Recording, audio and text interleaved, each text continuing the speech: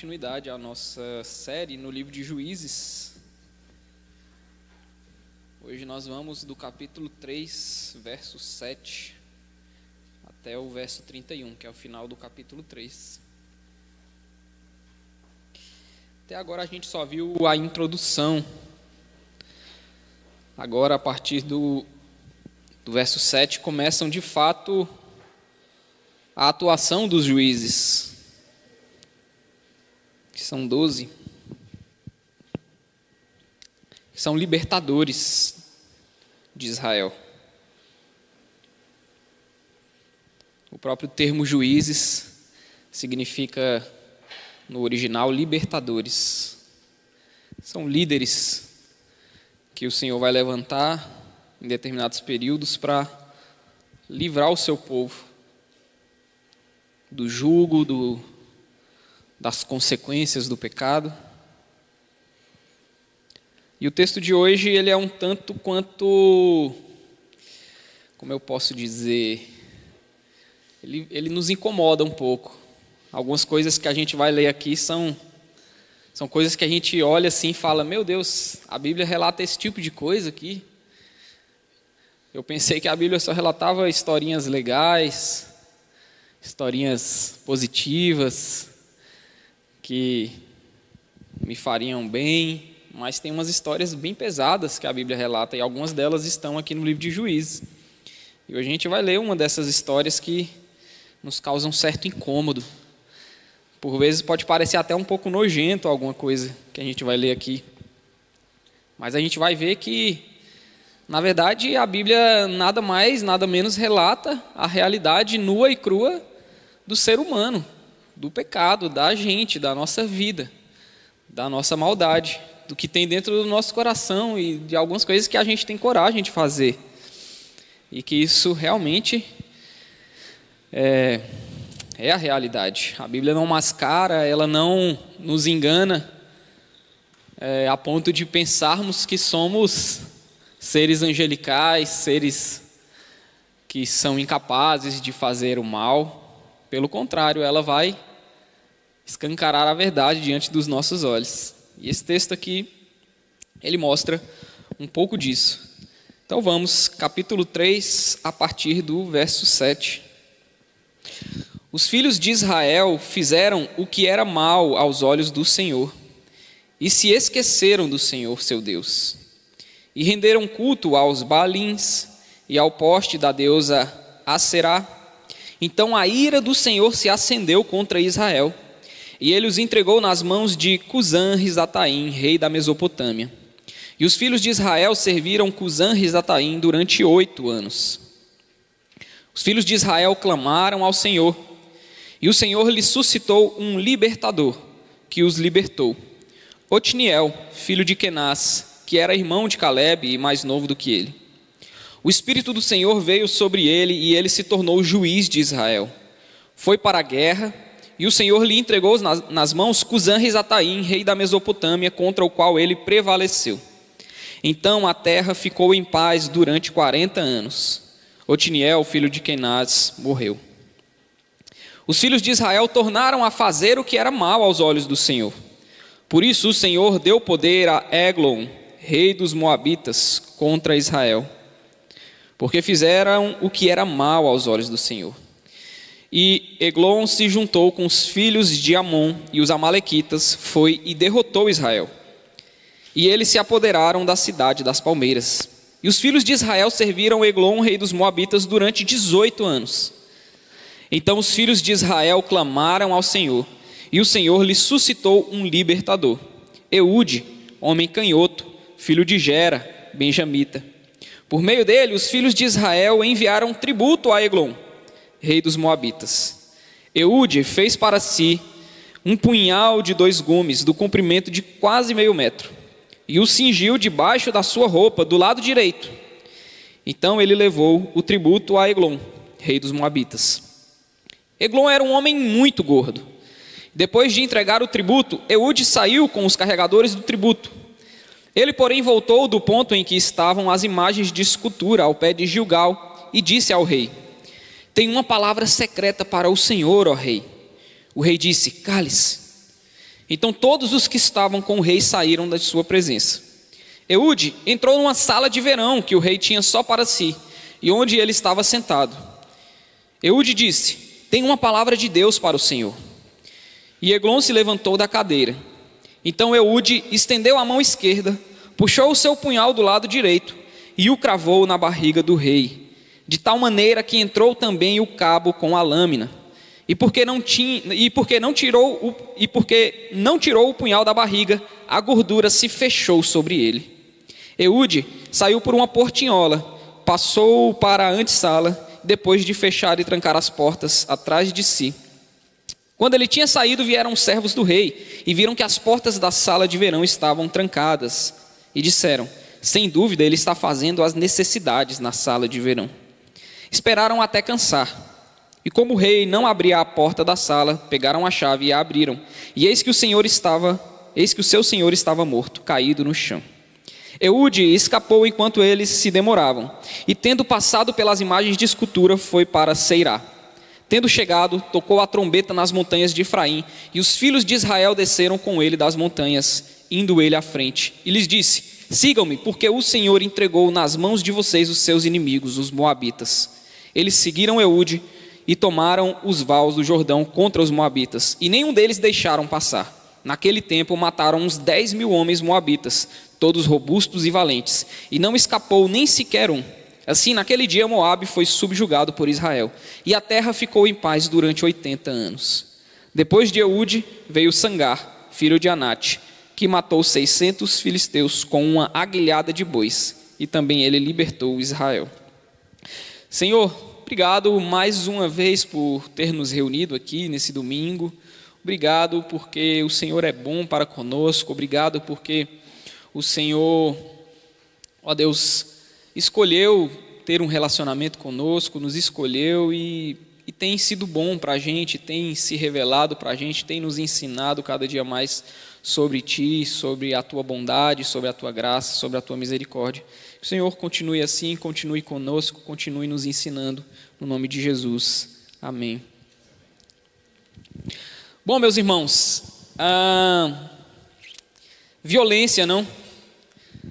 Violência, guerra, um tanto quanto essa cena de Eude enfiando, cravando um punhal na barriga de um rei gordo e entrando até o cabo e a gordura se fechando. Em algumas traduções, quando diz aqui que ele saiu por uma portinhola, essa palavra no original pode significar também que foram as entranhas do rei, que no momento da facada que saíram dele. Em algumas traduções até vai trazer assim, na King James, por exemplo.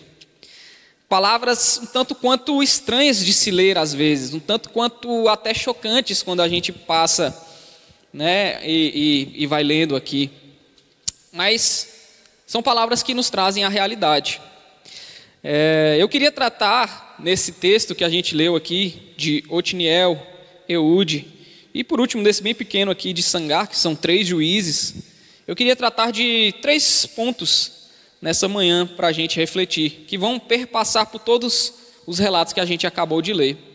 O primeiro é sobre o pecado do povo de Deus, é sobre o nosso pecado. O segundo, o clamor e a intervenção de Deus. E o terceiro ponto e último que a gente vai trazer é a paz do Senhor. Todas estão presentes aqui no texto e a gente vai ver como que isso pode se aplicar para a gente. Bom, às vezes a gente tem uma ideia de que, assim, a santidade de Deus, o fato de Deus ser santo, ser luz, ser um ser, assim, iluminado, justo, que Ele está em uma posição tão alta que a gente não pode acessar, faz com que a gente tenha a ideia errada de que Deus não suja as suas mãos para nos retirar de determinadas situações. É como se Deus fosse tão limpo e tão santo, e de fato Ele é, que a gente pensa assim, não, a situação em que eu me coloquei, ou o pecado chegou num ponto tão baixo, que esse aqui Deus não vai mexer. Aqui está muito feio, a coisa está feia, a coisa está suja, a coisa está nojenta. Nesse ponto aqui, Deus não entra mais. E isso é um erro que a gente comete. Porque se a gente for parar para pensar, quando um bebê faz ali as suas necessidades, por mais nojento que seja, o pai ou a mãe, em algum momento, vai ter que abrir aquela fralda ali e vai ter que limpar aquela sujeira, não é? Pode ser fedido, pode ser nojento, pode ser asqueroso, mas o pai, ele vai lá e limpa. Ele vai lá, suja as suas mãos e limpa aquela sujeira. Ele não deixa o neném ali apodrecer, ou até mesmo fala assim, não, ele vai se limpar sozinho. Eu não vou mexer ali porque ele vai se limpar sozinho. Não. O pai vai lá e limpa. Eu lembrei de uma privada que a gente tem lá em casa. Desculpa por estar falando essas coisas. E essa privada estava tipo meio encardida na parte de dentro assim. E a gente lavava, mas nunca saía aquela sujeira. E já há alguns meses morando ali, até que um dia a Bruna falou assim, não, você vai lavar o banheiro hoje, que eu vou fazer outras coisas. Falei, beleza. Aí a gente não tem aquela vassourinha, né? Eu até falei para a Bruna, vamos comprar agora essa vassourinha de limpar a privada. Aí eu peguei a bucha mesmo, meti a mão lá dentro e esfreguei lá embaixo, naquela parte que estava encardida, até que saiu toda aquela sujeira que a gente pensou que não sairia. E fui lá e limpei. E minha mão ficou limpa depois, porque eu estava fazendo um serviço de limpeza, então eu não fiquei sujo daquilo. No meio da limpeza, eu também saí limpo no fim das contas. Por que eu estou falando essas coisas? Porque o texto que nós acabamos de ler vai nos mostrar que por mais que a nossa situação possa parecer suja, possa parecer... por mais que o nosso pecado possa parecer algo asqueroso, até aos nossos próprios olhos e aos olhos das outras pessoas, possa parecer nojento, e que às vezes Deus vai ter que mexer nessa sujeira toda para poder nos livrar disso, eu quero dizer para você nessa manhã que nós temos esperança de que de fato Ele vai fazer isso, por mais sujo que pareça aos nossos olhos e aos olhos das outras pessoas. O Senhor suja, o Senhor arregaça as mangas e coloca mesmo as mãos ali para nos limpar e nos livrar das situações mais difíceis e mais asquerosas que a gente possa se colocar. Então, o primeiro ponto é o pecado. A gente lê nos relatos tanto de Otniel quanto de Eude, capítulo 3, verso 7. Os filhos de Israel fizeram o que era mal aos olhos do Senhor. E se esqueceram do Senhor, seu Deus, e renderam culto aos Baalins e ao poste da deusa Aserá. Então a ira do Senhor se acendeu contra Israel, e ele os entregou nas mãos de Cusã-Risataim, rei da Mesopotâmia. E os filhos de Israel serviram Cusã-Risataim durante 8 anos. Essa é a primeira parte aqui do relato de Otniel. E no relato de Eude também é parecido. Os filhos de Israel tornaram a fazer o que era mal aos olhos do Senhor. E por isso o Senhor deu poder a Eglon, rei dos Moabitas, contra Israel, porque fizeram o que era mal aos olhos do Senhor. E Eglon se juntou com os filhos de Amon e os amalequitas, e foi e derrotou Israel, e eles se apoderaram da cidade das palmeiras. E os filhos de Israel serviram Eglon, rei dos Moabitas, durante 18 anos. Sabe, meus irmãos, parece que a gente tem uma facilidade de largar o Senhor quando a gente está vivendo um tempo de paz, quando a gente está vivendo um tempo de tranquilidade. Parece que quanto mais as coisas estão fáceis, mais a gente tem facilidade de largar o Senhor e... assim, parece que às vezes a gente enxerga Deus de uma forma bem utilitarista. Eu estou passando por uma dificuldade, eu estou passando por uma luta, eu vou atrás de Deus. Mas agora eu estou num tempo bom, um tempo de paz, um tempo tranquilo, não estou passando dificuldade financeira, está tudo indo certo no meu trabalho, na minha família. A gente parece que meio que se esquece do Senhor. Isso não é só a gente que faz, os filhos de Israel já faziam isso, né? O livro de Juízes vai mostrar esse ciclo se repetindo. E quando diz aqui que os filhos de Israel fizeram o que era mal aos olhos do Senhor. Quando o texto bíblico se relata, às vezes ele relata assim, Israel, e às vezes ele fala os filhos de Israel. Quando o texto está dizendo assim, os filhos de Israel, o texto está querendo ressaltar que esses homens são filhos dos patriarcas. Eles são filhos de Abraão, de Isaque e de Jacó. Eles conheciam toda essa tradição de quem Deus era. Eles conheciam a lei que foi passada através de Moisés. Os filhos de Israel representam uma identidade que o povo carregava, que era um povo santo, um povo que conhecia as coisas de Deus.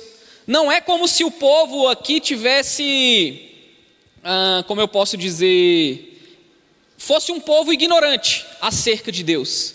Quando o texto diz os filhos de Israel, ele está dizendo, olha, o povo da igreja, o povo que conhece a Deus, o povo que conhece quem Deus é, que conhece os mandamentos, esse povo não é ignorante acerca de Deus. E esse povo, o povo da igreja, os filhos de Israel, fizeram o que era mal aos olhos do Senhor e se esqueceram do Senhor. E quando o texto fala que eles se esqueceram do Senhor, não é também algo assim, como se bate um esquecimento na gente, eu esqueço a minha chave ali do carro, ou eu esqueço alguma coisa no meu trabalho. Eu sou especialista em esquecer as coisas. Todo canto que eu vou, eu deixo a minha garrafinha de água, eu esqueço alguma coisa, quase todo dia eu tenho que voltar no lugar que eu tinha ido ontem para poder buscar alguma coisa que eu esqueci. Mas quando o texto diz que eles se esqueceram do Senhor, é uma atitude deliberada deles.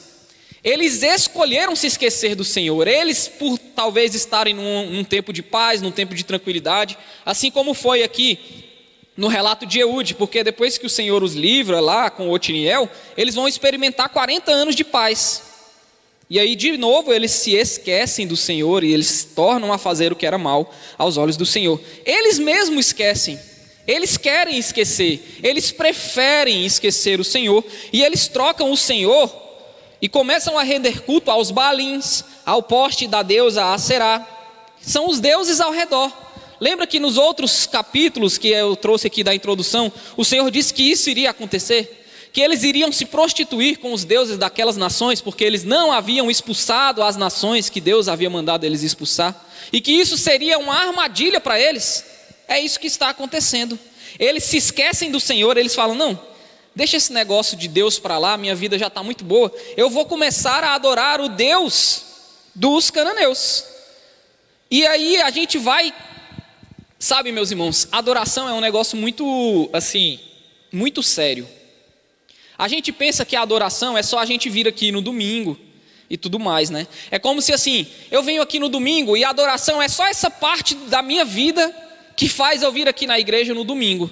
Só que a gente está enganado, porque a adoração ela se reflete na nossa vida todos os dias, em tudo que a gente faz. Então o fato da gente vir aqui adorar o Senhor, amar o Senhor, vai refletir em tudo na nossa vida, no nosso trabalho, sabe, nos nossos relacionamentos. Vai de segunda a sábado, e até mesmo no domingo quando a gente sair daqui, tudo isso envolve a adoração. Então quando a gente deixa de adorar o Senhor, e a gente passa a adorar outros deuses, que é o caso que Israel está fazendo aqui, eles estão adorando os Baalins, o poste da deusa Aserá, eles vão adorando outros deuses, significa o quê? Eles simplesmente estão indo no culto desse Deus, eles simplesmente estão indo lá oferecer um sacrifício para esse Deus e beleza? É só isso que eles estão fazendo? Não, significa que todas as áreas da vida deles agora passam a representar a adoração a esse outro Deus, que é como deveria ser na nossa vida quando a gente está adorando o Senhor aqui. Então quando a gente troca de Deus, a gente não troca só o domingo pela adoração do outro Deus, a gente troca a nossa vida toda. A gente troca a forma como a gente trabalha, como a gente se relaciona. A adoração é isso, ela se reflete nas nossas vidas. E esse povo, ele não está simplesmente trocando, eu vou deixar de ir na sinagoga a adorar o Senhor, e eu vou agora adorar, vou oferecer sacrifício ali aos Baalins. Não. Tudo da vida deles, eles estão tirando o Senhor e colocando outra coisa no lugar. E eles fazem isso com muita facilidade. Então, se eles oravam e clamavam ao Senhor para abençoar a agricultura, para abençoar a colheita, se tinha até as festas ali das colheitas, não, vamos deixar isso aqui de lado, porque Baal tem uma capacidade maior para nos abençoar nessa área. E aí a gente troca o Senhor nessa área e adora Baal. Só que aí também eles vão e rendem culto à deusa Aserá, porque eles não trocam Deus apenas numa área das suas vidas, eles também trocam em outras áreas. E a deusa Aserá vai abençoar eles em outra área da vida deles, no amor, sorte no amor. E a gente vai fazendo isso, a gente vai trocando Deus, a gente vai prostituindo a nossa relação com Deus e trocando por outras coisas, por outros deuses, em todas as áreas da nossa vida. A gente substitui Deus por vários outros ídolos que a gente prefere, que a gente acha melhor, que a gente acha que a gente vai conseguir obter um sucesso profissional se eu tirar Deus aqui da minha ética do trabalho e adotar uma ética de trabalho que os outros estão adotando. Poxa, se fulano de tal enricou adotando esse procedimento, por que eu não posso enricar também? Por que eu não posso enriquecer também se eu adotar esse procedimento? Poxa, mas esse procedimento aqui é contrário à lei de Deus. Esse procedimento aqui é roubo às vezes, é até passar a perna nos outros. Não, mas eu quero enriquecer como o meu vizinho. Então eu vou adorar a esse Deus aqui para enriquecer. Poxa, mas a fulana conseguiu um marido, um namorado, adotando tal procedimento aqui na rede social. Poxa, mas esse procedimento aqui, essas fotos sensualizadas, elas estão contrárias à lei de Deus. Não, mas foi assim que a fulana conseguiu obter sucesso, então eu vou trocar Deus. E a gente vai trocando Deus em todas as áreas. E aí a ira do Senhor se acende contra Israel. E quando a gente larga Deus, não é apenas algo pontual, nós vamos arrumando substitutos em todas as áreas. Nós largamos para valer. E os filhos de Israel esquecem a sua identidade. Nós esquecemos a nossa identidade de filhos de Deus e vamos adotando outros deuses. E aí a ira do Senhor se acende, claro, não porque Deus é um Deus caprichoso, esse povo me deixou, agora eu vou ficar com raiva porque eles me deixaram. Não, meus irmãos, todas as vezes que a Bíblia fala que o Senhor se irou contra o seu povo, que isso acendeu a ira do Senhor, eu quero que você entenda isso aqui agora, que às vezes a gente tem uma ideia errada. Todas as vezes que a Bíblia fala que acendeu-se a ira do Senhor, que o Senhor se irou com aquilo, não é porque Deus é um Deus invejoso no sentido de, tipo assim, um Deus caprichoso que precisa que os outros estejam adorando Ele, porque senão Ele vai ficar com raiva se o povo estiver adorando outros deuses. Não é isso. Olha só, quando a Bíblia fala que o Senhor se irou, que se acendeu a ira do Senhor, funciona da seguinte maneira. Você, quando vê uma notícia de crimes, de comportamentos inadequados, como por exemplo violentos, a gente se ira, causa na gente ira quando a gente vê, por exemplo, notícias de assalto, notícias de violência, notícias de morte. Isso causa ira na gente. Quando você vê notícias de que um fulano estava tendo relações sexuais com as suas filhas, ou abusando sexualmente de crianças, isso causa ira na gente. O que eu quero dizer com isso? Quando os filhos de Deus esquecem do Senhor e adotam outros deuses e outras práticas, eles não estão simplesmente adorando, oferecendo um sacrifício para aquele Deus. Eles estão cometendo pecados a favor daquele Deus. Eles estão deixando o padrão ético de Deus, que é de amor ao próximo, que é de não cobiçar, que é de não matar, que é de não furtar, que é de honrar pai e mãe. Eles estão trocando isso para cobiçar. E a partir do momento em que eu cobiço, meus irmãos, se não tivesse o mandamento de Deus dizendo que a gente não pode cobiçar e não pode matar, o que nos impediria, de fato, de olhar para a grama do vizinho, pensar que a grama do vizinho é mais verde e falar, eu vou tomar essa grama para mim agora. De que maneira? Eu vou lá e vou matar o meu vizinho. É a lei do mais forte sobre o mais fraco. Então, os mandamentos do Senhor, eles nos cercam, eles cercam a nossa natureza. Porque se não tivesse esses mandamentos nos cercando, dizendo, olha, não faça isso, não faça aquilo, isso é errado, o que impediria a gente de simplesmente matar uma velhinha que está passando na rua ir lá e tomar a bolsa dela e roubar o dinheiro dela para obter uma vantagem financeira. O que nos impede de fazer isso, no fim das contas, são os mandamentos do Senhor. Ah, Clisma, mentira, tem leis que proíbem isso daí. Mas essas próprias leis, elas vêm de um padrão moral que foi estabelecido lá no passado por Deus.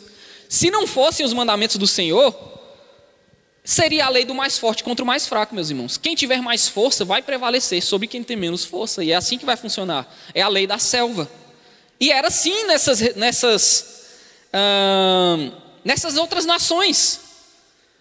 É assim que funciona. No passado era assim. E se a gente deixar, aqui também vai ser assim. Então a lei do Senhor nos protege disso. O que impedia um moabita de tomar uma mulher à força, de pegar e roubar alguma coisa do seu vizinho para obter uma vantagem financeira? Nada. Eles não tinham a lei do Senhor. Então é a lei do mais forte contra o mais fraco. Quando Israel adota esses deuses, automaticamente o que eles precisam fazer? Adotar as práticas desse povo. Então eles vão tomar mulheres à força, eles vão sacrificar criança, e isso causa a ira do Senhor. Porque causa também a nossa ira. Quando a gente olha para as coisas erradas, a gente fica indignado.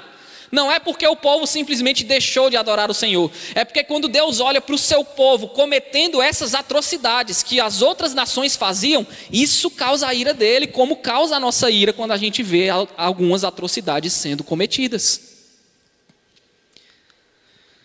Recentemente um amigo meu se separou da sua mulher de uma forma bem... Ele foi bem moleque com ela. E ele é um dos meus melhores amigos. Isso me causou muita ira. Eu fiquei com muita raiva, porque eu e a Bruna somos padrinhos de casamento. Eu fico pensando, se eu fiquei puto com ele, por ele ter feito isso com aquela menina que não merecia, eu fico pensando Deus, que é muito mais justo e santo do que eu. Como ele olha para essa situação de pecado? Ele fica com raiva também. Então, quando a Bíblia diz que Deus se irou, não é um capricho de Deus, meus irmãos. Quando Deus se ira, é porque o povo está cometendo pecados que causam ira na gente também. Quanto mais em Deus. Porque o nosso padrão moral é mais baixo que o do Senhor. É isso que está acontecendo. Quando o povo está pecando contra Deus. Ele, na verdade, quando a gente está pecando contra o Senhor, não é só contra Deus. Geralmente a gente está pecando contra as outras pessoas. A gente está fazendo algo que está prejudicando alguém também. Geralmente é assim. A gente nunca vai estar pecando só contra Deus. A adoração envolve todas as áreas da nossa vida. Só que aí, meus irmãos, acontece algo, tanto aqui com Otiniel, quanto com Eude, até mesmo aqui com Sangar, que a gente leu, que é o seguinte: por mais que esse povo esteja se prostituindo, por mais que esse povo esteja causando a ira de Deus, por mais que esse povo esteja cometendo pecados, atrocidades, que vão deixar Deus irado, a ira com o pecado não é a única faceta do Senhor. Pelo contrário, a sua misericórdia, ela se renova a cada manhã, ela é infinita. E a misericórdia do Senhor para com esse povo e para com a gente também, ela vai independer da nossa condição. Esse povo estava prostituindo, esse povo estava, adorando outros deuses, esse povo estava na lama.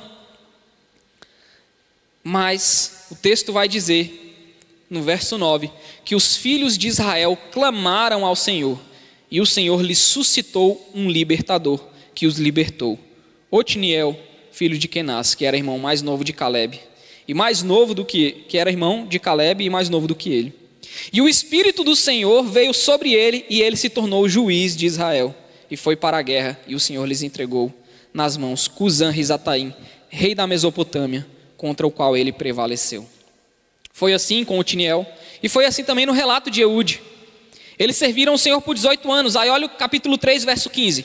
Então os filhos de Israel clamaram ao Senhor, e o Senhor lhes suscitou um libertador, Eude, homem canhoto, filho de Gera, benjamita. E por meio dele os filhos de Israel, aí vai trazer o relato que a gente leu. Sabe, meus irmãos, por maior que seja a nossa condição de pecado, nós ainda temos como clamar ao Senhor. Às vezes a gente se encontra em uma situação que a gente olha e fala assim: aqui não tem mais o que fazer. Não tem mais o que fazer. Mas para nós, sempre tem algo que a gente pode fazer. Quando as ações se esgotam, a gente ainda pode clamar ao Senhor. Às vezes a gente subestima isso aqui, sabia? A gente está de mão atada, a gente não consegue o que fazer, a gente não vê na saída nessa situação. Era o que estava aqui acontecendo com os filhos de Israel. Eles não tinham o que fazer, estavam servindo para outros reis. Cusã-Risataim significa louco ao quadrado, 2 vezes louco. Então era um rei totalmente maluco. E esse apelido, esse nome, era porque era a forma como ele tratava os seus inimigos. Ele era extremamente cruel. Israel estava servindo esse rei aqui por causa dos seus pecados. Eles se colocaram nessa condição e já tinha 18 anos que eles estavam sofrendo. Aqui também no caso de Eglon, rei dos Moabitas, essa nação, se você não se lembra, os Moabitas, ela vem lá das filhas de Ló, que numa atitude extremamente pecaminosa, querendo resolver algo com as suas próprias mãos, elas falam: olha, a cidade foi destruída, nós não temos homens aqui, vamos embebedar o nosso pai e se deitar com ele, para que a gente tenha filhos e suscite descendência. E elas fazem isso. O filho da filha mais velha é Moabe, e o filho da filha mais nova é Amon. São 2 nações que vão lutar contra Israel durante todo o Antigo Testamento. Nações ímpias, nações que vão ser pecaminosas. Essas nações se unem junto com os amalequitas, que é outra nação mal, que quando Israel está saindo do Egito, eles atacam Israel pelas costas. Israel está fugindo dos egípcios pelo Mar Vermelho. Quando eles atravessam o Mar Vermelho, os amalequitas, aí vem um monte de velho, criança e pessoas que estão cansadas, estão fugindo de uma guerra, presa fácil para a gente. Eles atacam Israel pelas costas. Então, se juntam essas 3 nações, e Israel não tem o que fazer, meus irmãos.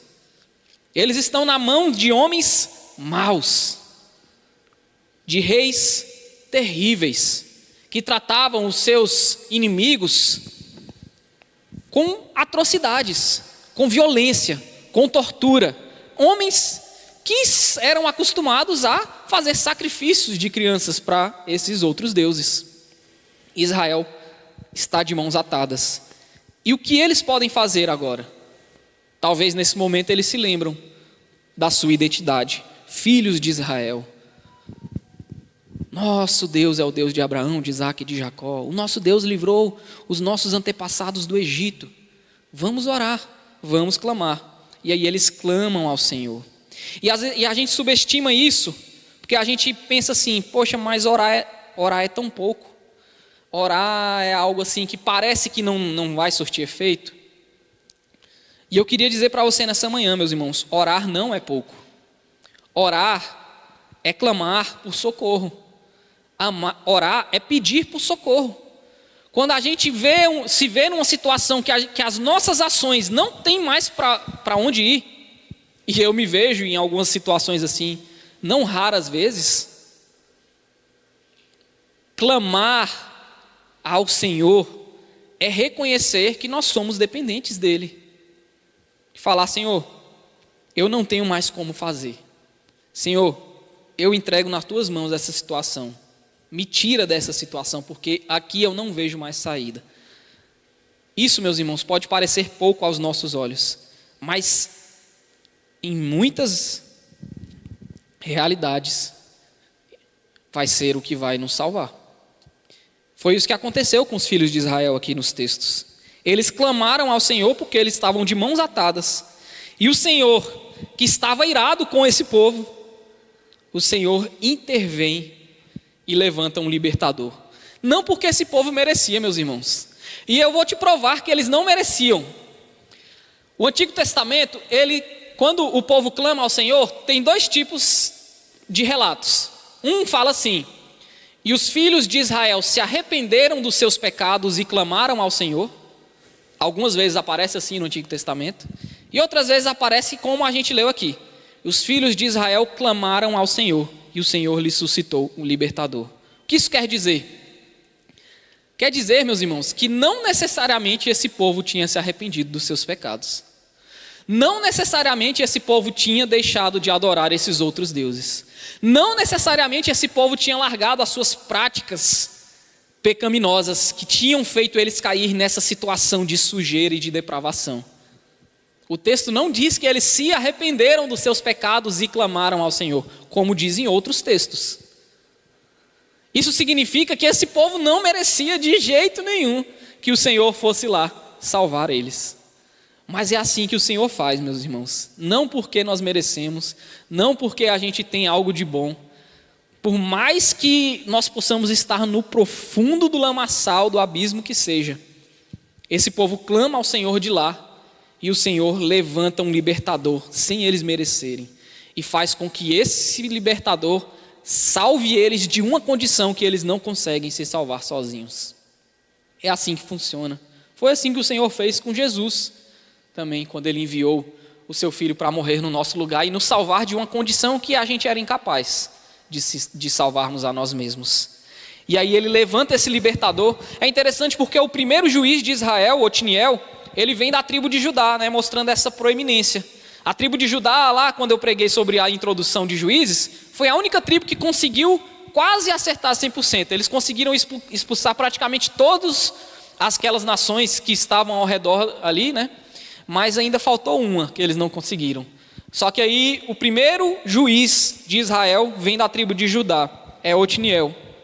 E aí depois a gente vai ver que o rei vai vir da tribo de Judá, né? O rei que o Senhor queria para o povo, que é o rei Davi. E depois a gente vai ver que tudo isso vai desaguar em Jesus Cristo, né? O leão da tribo de Judá que vai salvar o povo. Então é uma história de redenção que vai caminhar por todo o Antigo Testamento, mostrando essa proeminência da tribo de Judá. Enfim, o Senhor intervém com Otniel, o Senhor intervém com Eude. E é algo interessante aqui, meus irmãos, que vai relatar já agora no relato de Eude, que é o seguinte: o texto vai dizer, no verso 15: então os filhos de Israel clamaram ao Senhor, e o Senhor lhe suscitou um libertador, Eude, homem canhoto, filho de Gera, benjamita. O que tem a ver? Por que o texto relata que ele era canhoto, né? Quais as implicações dele ser canhoto? Eu vou te trazer duas pelo menos. Primeiro, o fato dele ser canhoto e ser da tribo de Benjamim. Benjamim significa filho da mão direita. Então assim, um canhoto da tribo da mão direita mostra para a gente como o Senhor nos livra de maneiras inusitadas, de maneiras inesperadas até. A gente acha assim que, às vezes a gente está esperando que o Senhor vai nos livrar de uma maneira, a maneira que parece mais lógica à nossa mente, né? Tipo assim, a gente até já faz um plano na nossa cabeça. Não, eu vou orar aqui, porque eu sei que o Senhor vai fazer assim, assim, assado. Ele vai tirar o meu inimigo do meu caminho aqui, não sei o quê, eu vou prosperar ali. E o Senhor faz diferente do que a gente está pensando. O Senhor nos livra de maneiras inusitadas. Mas tem algo mais interessante ainda no fato de Eude ser canhoto, que é o seguinte: eles se colocaram nessa situação, e o Senhor vai ter que botar a mão na sujeira para tirar eles dessa situação, né? Como que o Senhor vai livrar esse povo? Ele levanta esse homem canhoto. Esse homem canhoto faz um punhal ali de mais ou menos 45 centímetros, e ele esconde esse punhal na sua perna direita, no seu lado direito. Por que isso é importante, meus irmãos? Quando esse homem vai entregar o tributo para o rei Eglon, muito provavelmente os guardas olham, né, se aquelas pessoas estão armadas.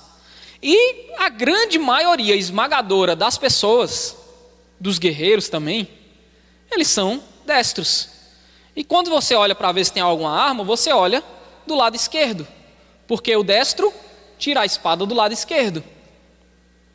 Então você não olha para o lado direito. À primeira vista, aquele homem não tinha nenhuma arma.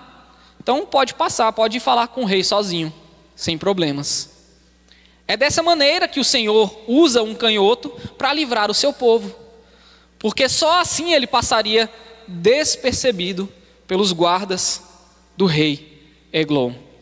Ele esconde a arma do lado direito, e aí ele usa. E aí a gente tem um relato de violência mesmo, meus irmãos. Não tem como dizer que não é violência, não é? Esse homem vai pegar esse punhal com a sua mão esquerda e vai cravar na barriga daquele rei que era bem gordo.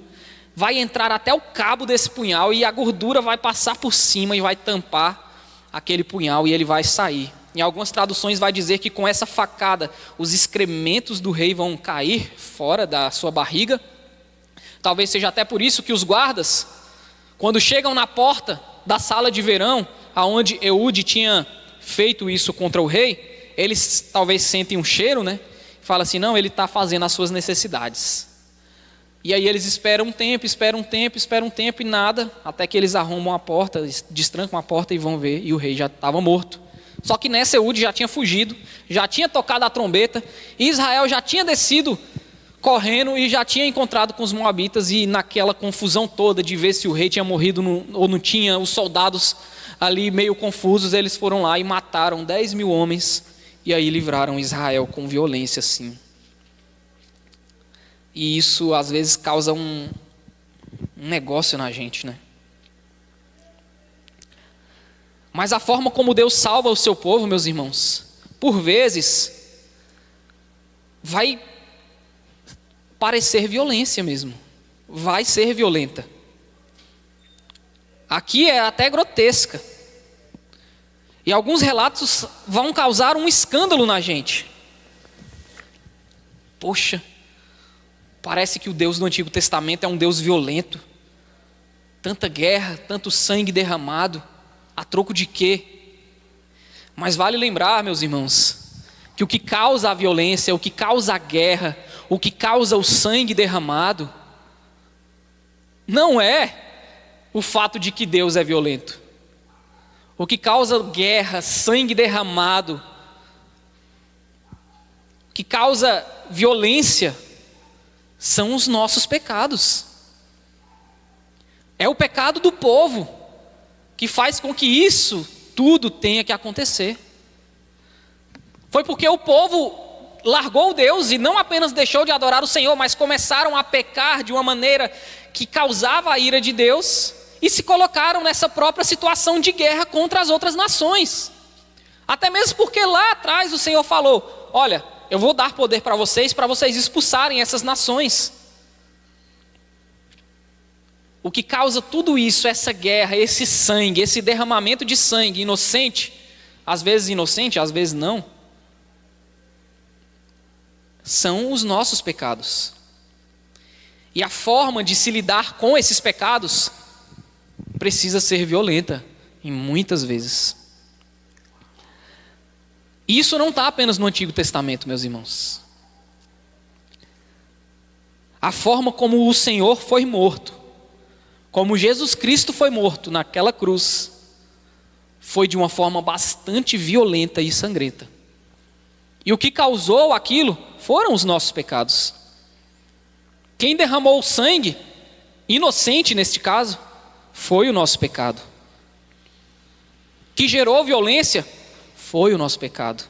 O que gera morte, guerra, é o nosso pecado.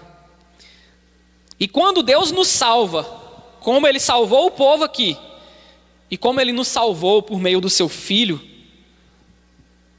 por vezes exige a violência que o nosso pecado plantou ali. Ele vai até a nossa sujeira, Ele vai até o nosso lamaçal, Ele vai e nos resgata. Não foi assim que fez o Filho de Deus? Ele desceu até aqui nesse mundo cheio de pecados. Ele era um carpinteiro de Nazaré e botou a mão na massa. Tocou em gente que era impura, em leprosos, uma mulher que era impura do fluxo de sangue, outra que era impura, samaritana, e assim foi. Ele foi até a sujeira, e ergueu as mangas e limpou, como um pai que limpa a fraldinha ali do seu filho e o bumbum. Ele não se importa de entrar nesse lamaçal para nos salvar. Isso é muito bom, porque não importa a enrascada em que a gente se meta, por mais suja, nojenta ou violenta que seja, o Senhor é capaz de nos redimir. E eu sei que alguns de nós aqui já nos colocamos em situações assim. Eu mesmo já me coloquei em algumas que são até nojentas. Mas o Senhor não se importou de ir lá e me tirar daquela situação. E o clamor faz isso. O clamor faz isso. Mas o fato é, para lidar com o pecado, por vezes, é necessário violência. O Filho de Deus foi esmagado, traspassado e moído pelas nossas iniquidades. Por mais que a gente ache um escândalo ler esse tipo de violência relatada na Bíblia, e a gente fala, meu Deus, isso é escandaloso. Mas a cruz também era escandalosa. E a Bíblia relata o escândalo da cruz. Basta a gente lembrar o que significa cruz. Cruz representa tortura, execução, era a forma de morte mais violenta da época. E a gente usa a cruz, seja como pingente, aqui ó, tem uma bem aqui. Isso aqui ó, é tortura, execução, violência, sangue derramado. É isso que o pecado faz. E às vezes, para tratar com o pecado, a violência tem que acontecer, infelizmente. Só que isso não é o padrão, meus irmãos. É só um lembrete do que o pecado é capaz de fazer. E o mais importante, não é uma violência em vão. A forma violenta com que Eude matou o rei moabita, e não foi um assassinato aqui, porque eles estavam em guerra. A forma violenta com que os israelitas matam 10 mil homens. A forma violenta com que Deus mata o seu próprio filho. Não são em vão. Isaías vai nos lembrar disso.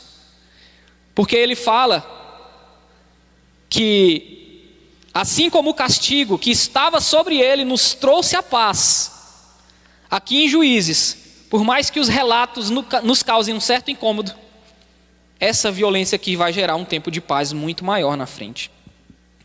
A gente às vezes lê assim e fala, meu Deus, é muito violento o livro de Juízes, é guerra, é gente morrendo.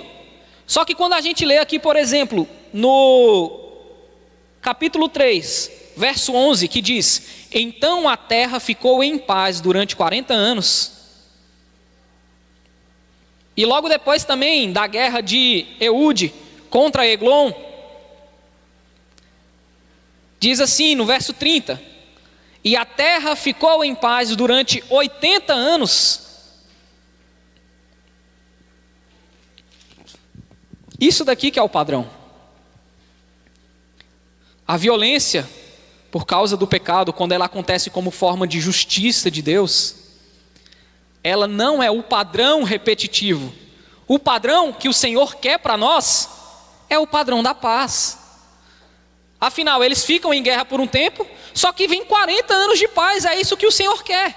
E essa paz só acaba, a paz que veio por meio de Otiniel, só acabou porque os filhos de Israel voltaram a fazer o que era mal aos olhos do Senhor. Aí o pecado deles gerou mais violência e mais sangue.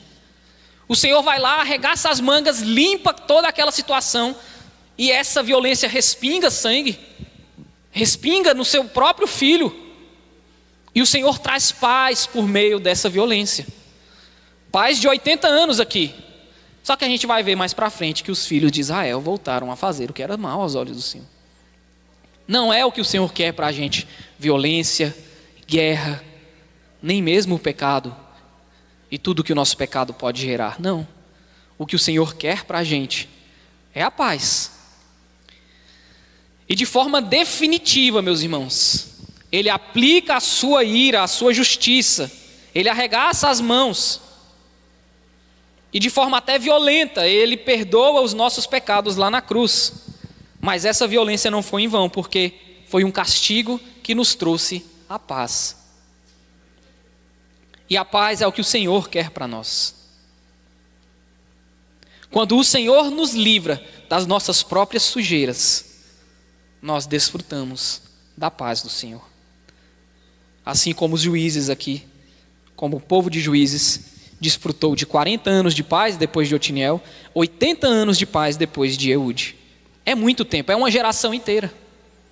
É como se eles tivessem passado por uma guerra, aqui no caso de Cusã, de Eglon, foram 18 anos de guerra, e depois 80 anos de paz. Isso nos mostra que o padrão é a paz. Quem faz a guerra são os nossos próprios pecados. Então o Senhor tem paz para nós. O castigo que precisou ser sofrido não foi sofrido pela gente, meus irmãos. Isso é o mais maravilhoso. Nós não precisamos de fazer um punhal e lutar contra um rei gordo e nem contra um rei que é duplamente louco. Nós não precisamos matar 10 mil homens, e nem mesmo como Sangar aqui, que teve que pegar um espeto de espetar boi e matou 600 filisteus. Nós não precisamos de passar por toda essa violência, porque essa violência que eles passaram no passado para chegar na paz, foi o Jesus Cristo quem sofreu no nosso lugar, para nos levar à paz. Então o que o Senhor quer para nós é paz. E nós sempre podemos voltar para a paz com Deus. Sempre. O povo estava prostituindo com outros deuses. Eles clamaram ao Senhor, o Senhor levantou um libertador, e aí eles foram e voltaram à paz. Nós sempre podemos voltar à paz com Deus e com os outros. Basta clamar. Por mais que a gente esteja no profundo do abismo, no lamaçal, na sujeira, no pecado, não importa, meus irmãos, qual seja o seu pecado aqui. Pensa no pecado mais sujo. Se você estiver nesse lugar hoje e você clamar ao Senhor, eu tenho certeza que Ele é misericordioso para ouvir o seu clamor e te tirar dessa lama, dessa posição de sujeira e te trazer de volta para a paz com Deus. É assim que Ele faz. Foi assim que Ele fez com aquele povo e foi assim que Ele fez com a gente, por meio do sacrifício do seu Filho Jesus. Amém? Senhor, nós te agradecemos mais uma vez, Pai, pela Tua palavra.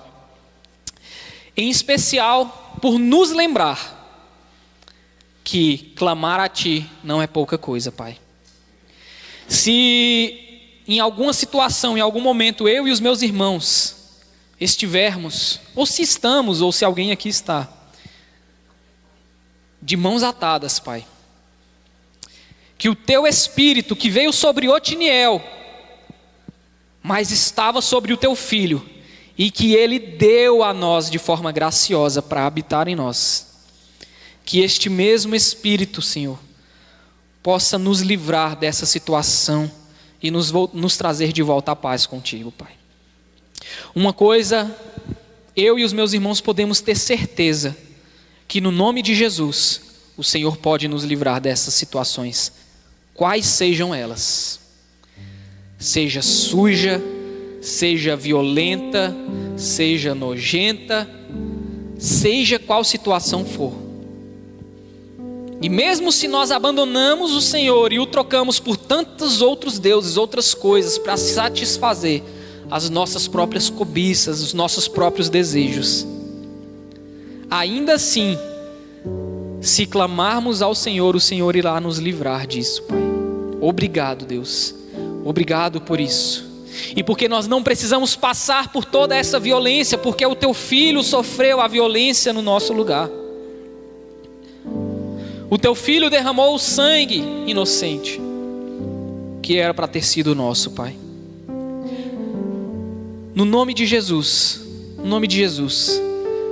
nos livra das situações que nós não podemos livrar a nós mesmos, Pai. Em nome de Jesus, nos faz lembrar disso quando chegarmos lá. Amém.